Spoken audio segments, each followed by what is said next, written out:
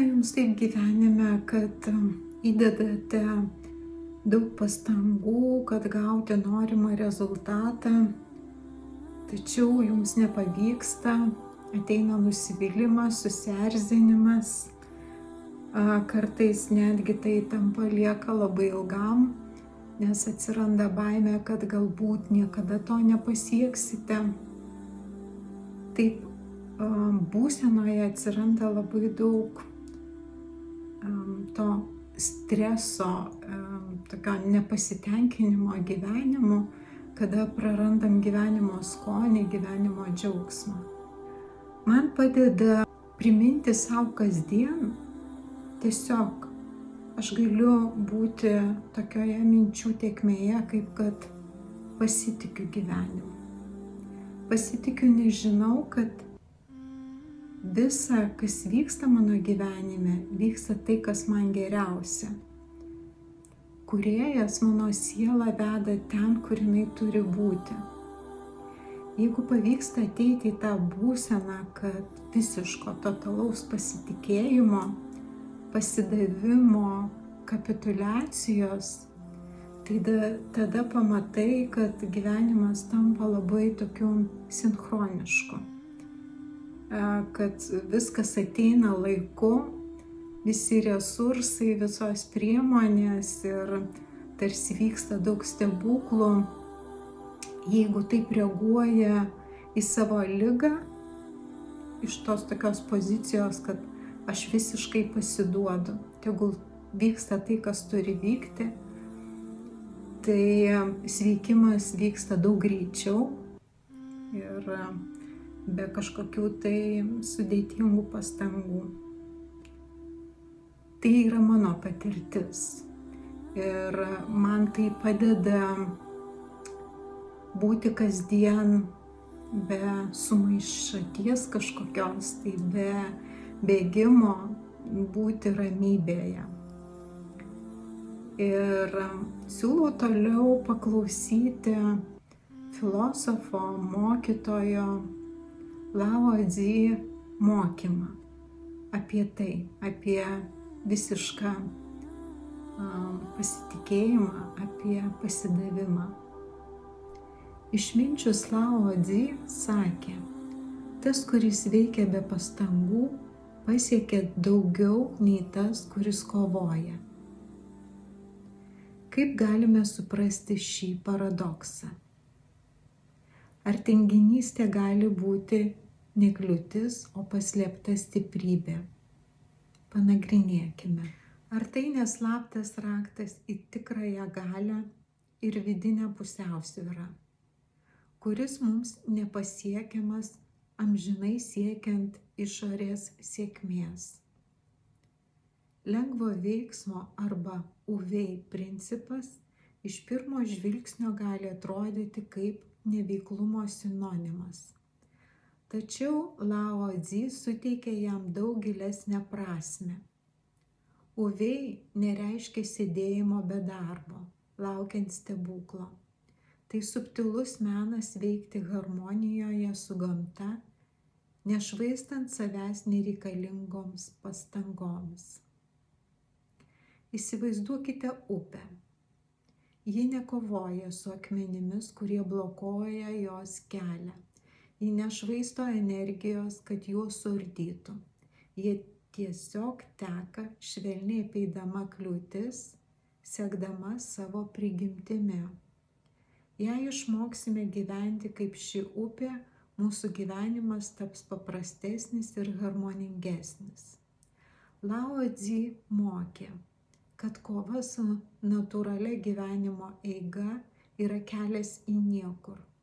Galite bandyti pakeisti aplinkybės, kol išseksite, bet dažniausiai tai veda tik į stresą ir nusivylimą.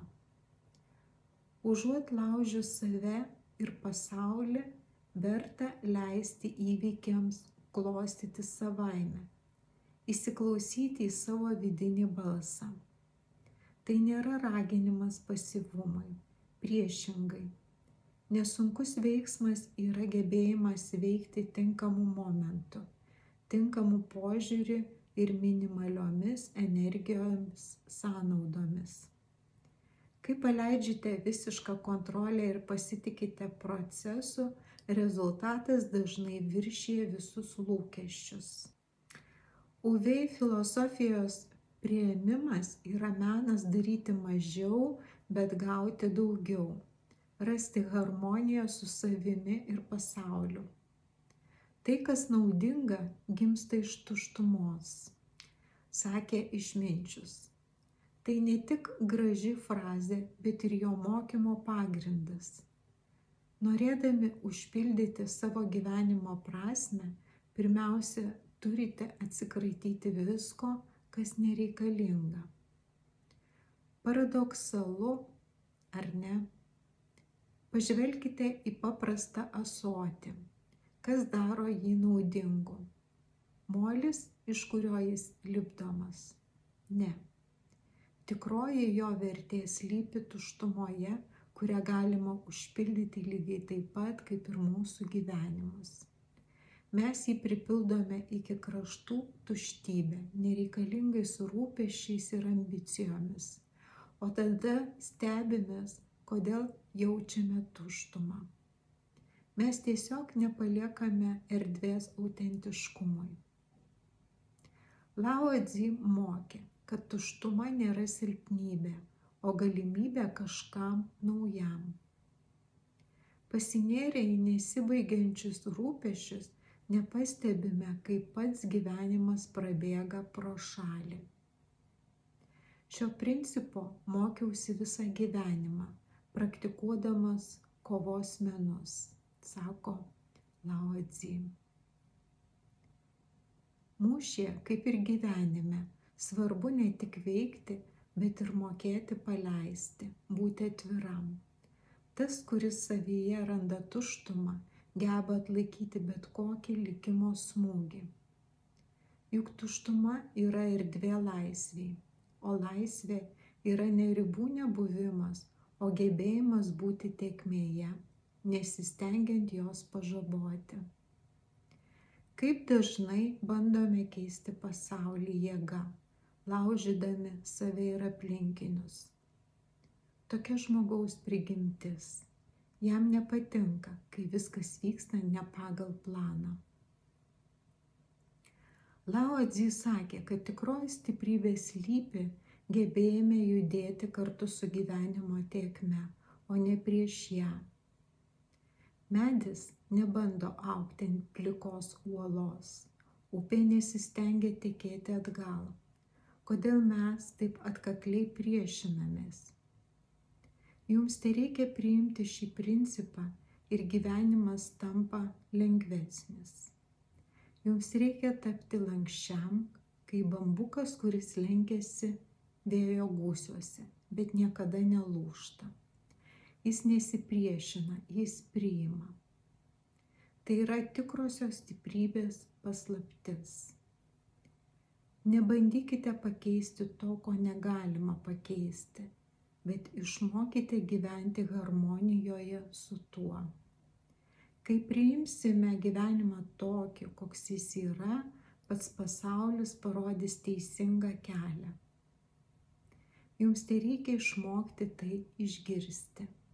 Mes tiek daug energijos išleidžiame bandydami patenkinti kitų žmonių lūkesčius, kad pamirštame pagrindinį dalyką – būti tikriems.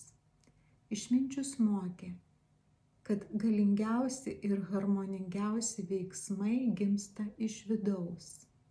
Tai panašu į šokį. Kai priverčiate save laikytis griežto ritmo, judesys tampa suvaržytas ir negyvas. Tačiau, kai tik pasiduodate muzikai, leidžiate savo kūnui laisvai judėti.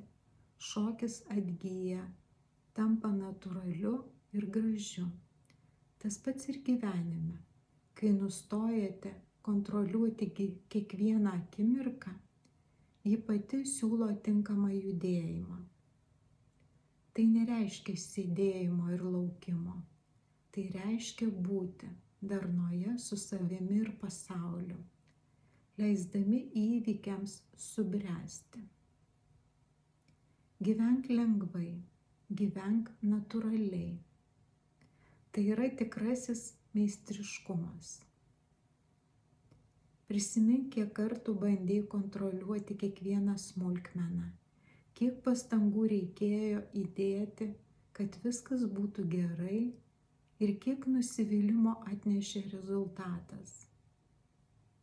Lao Tzu perspėjo, visiška kontrolė veda tik į įtampą ir bejėgiškumą. Tikroji galia slypi gebėjime paleisti, pasitikėti gyvenimo tėkme ir rasti laisvę. Tai neveikimo menas, Uvei filosofija, kuri neskatina dykinėjimo, bet moko mus gyventi harmonijoje, daryti mažiau ir pasiekti daugiau. Daugelis problemų išsisprendžia pačios, jei atsisakome visiškos kontrolės iliuzijos. Tai filosofija, kuri moko mus nestatyti dirbtinių kliūčių savo kelyje. Tai kuo mes užpildome tuščią ąsotį? Rūpesčiais, nuoskaudomis, nereikalingais dalykais. Bet kas, jei atsirastų vietos tikriems jausmams, išminčiai, atleidimui? Kai nesi prisirišęs prie rezultato, gyvenimas tampa lengvas. Tau nebereikia kovoti su tuo, ko negali pakeisti.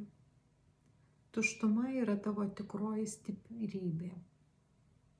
Išsilaisvink nuo visko, kas nereikalinga, ir tik tada iš tikrųjų pajusi, ką reiškia būti gyvam ir laisvam.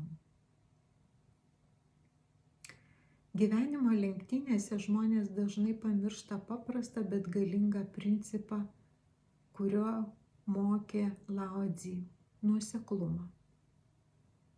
Ne, tai nereiškia monotoniškai kartoti tą patį kiekvieną dieną kaip mašinai. Tai reiškia veikti su nepajudinamu pasitikėjimu, be rūpesčių ir pasikliovimu savo keliu. Svarbiau ne tai, kiek darai, o kaip tai darai. Kai valdai nuoseklumo meną, supranti, kad nereikia skubėti ir nuolat keisti kurso.